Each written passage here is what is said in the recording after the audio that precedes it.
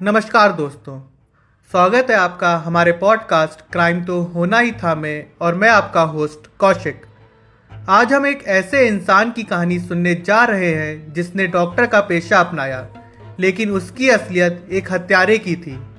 आज हम बात करेंगे उत्तर प्रदेश के अलीगढ़ में रहने वाले एक ऐसे इंसान के बारे में जिसे दुनिया देवेंद्र शर्मा के नाम से जानती है। ये वही नाम है जो आज भी अपराध जगत में एक खौफनाक कहानी के रूप में गूंजता है। आइए जानें देवेंद्र शर्मा की असलियत और कैसे वह एक सीरियल किलर बन गया।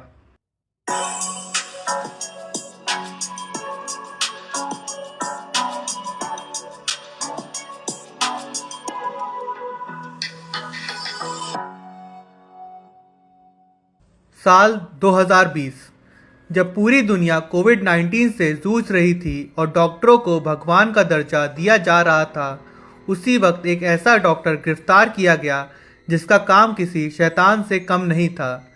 डॉक्टर देवेंद्र शर्मा को दिल्ली से गिरफ्तार किया गया और उसने पुलिस के सामने कई चौंकाने वाले खुलासे किए। इससे पहले वह 16 साल तक किडनी ट्रांसप्लांट से जुड़े एक अपराध में सजा काट रहा था, लेकिन पैरोल पर रिहा होने के बाद वह बेल जम करके फरार हो गया। जब उससे कड़ी पूछताछ की गई तो उसने अपनी पूरी कहानी सुनाई। साल 1984 में बिहार के सिवान से देवेंद्र शर्मा ने आयुर्वेद मेडिसिन में बीएमएस की डिग्री हासिल की और फिर राजस्थान के जयपुर में अपना क्लिनिक खोला। कुछ सालों बाद 1994 में उसने एक गैस एजेंसी के लिए एक कंपनी को करीब 11 लाख रुपए निवेश किए, लेकिन उसे धोखाधड़ी का शिकार होना पड़ा। शायद यही वजह रही होगी कि इतना बड़ा नुकसान झेलने के बाद वह एक खतरनाक इंसान बन गया। इसके बाद 1995 में उसने अलीगढ़ में अपनी एक फर्जी गैस एजेंसी खोली। शर्मा ने एक गैंग बनाया जो एलपीजी सिलेंडर लेकर जाते ट्रकों को लूट लेता। इसके लिए वह लोग ड्राइवर को मार देते और ट्रक को भी कई ठिकाने लगा देते। इस दौरान उसने गैंग के साथ मिलकर 24 मर्डर किए। इस मामले में उसे 2 बार गिरफ्तार भी किया गया था। इसके बाद उसने कार चोरी का धंधा शुरू किया। वह कैब बुक करता और फिर कैब ड्राइवरों की हत्या करके उनकी कार लूट लेता।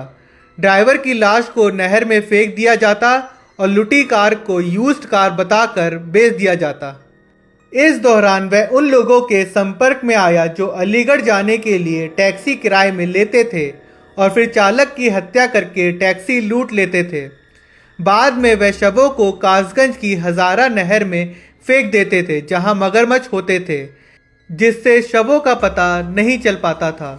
लूटी हुई टैक्सियों को वह कासगंज और मेरठ में 20 से 25 हजार रुपए में बेच देता था। देवेंद्र शर्मा के दिमाग में इतनी बुरी हवस थी कि वह पैसों के लिए कुछ भी कर सकता था। उसने जयपुर में टैक्सी चालक सगे भाइयों की गला घोंटकर हत्या कर दी थी। इसके बाद कासगंज की हजारा नहर में दोनों के शव फेंक दिए थे। जब देवेंद्र शर्मा 2004 में गिरफ्तार हुआ तो उसे आजीवन कारावास की सजा सुनाई गई।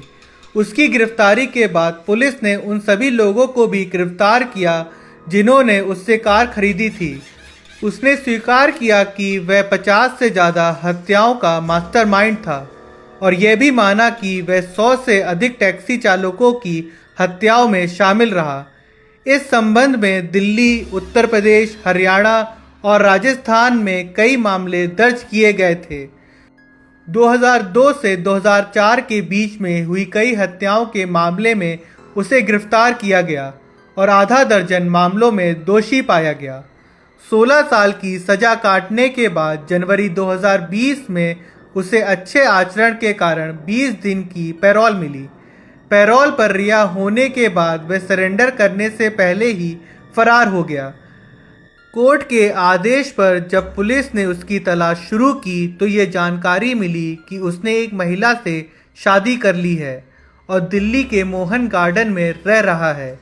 इसके बाद देवेंद्र शर्मा को फिर से गिरफ्तार कर जयपुर पुलिस के हवाले कर दिया गया। फिलहाल तो अभी देवेंद्र शर्मा जयपुर जेल में बंद है। तो दोस्तों, ये थी देवेंद्र शर्मा की खौफनाक कहानी। एक ऐसा डॉक्टर जो मानवता को शर्मसार करने वाली हत्याओं का मास्टरमाइंड था। उसने पैसों की हवस में कितने ही मासूम की जान ली और अपनी बर्बादी का रास्ता खुद तय किया। इस मामले से हमें ये सीखने को मिलता है कि कभी कभी हमारे आसपास के लोग कितने भी अच्छे क्यों ना दिखें, उनका असली चेहरा सामने आना जरूरी है। अभी देवेंद्र शर्मा जेल में है और हम उम्मीद करते हैं कि न्याय का हर कदम उसके लिए सजा का कारण बनेगा। आप सुन रहे थे क्राइम तो होना ही था और मैं आपका होस्ट कौशिक। इस एपिसोड में बस इतना ही। अगले एपिसोड के लिए फिर मिलेंगे एक नई कहानी के साथ। तब तक के लिए सुरक्षित रहें और सजग रहें।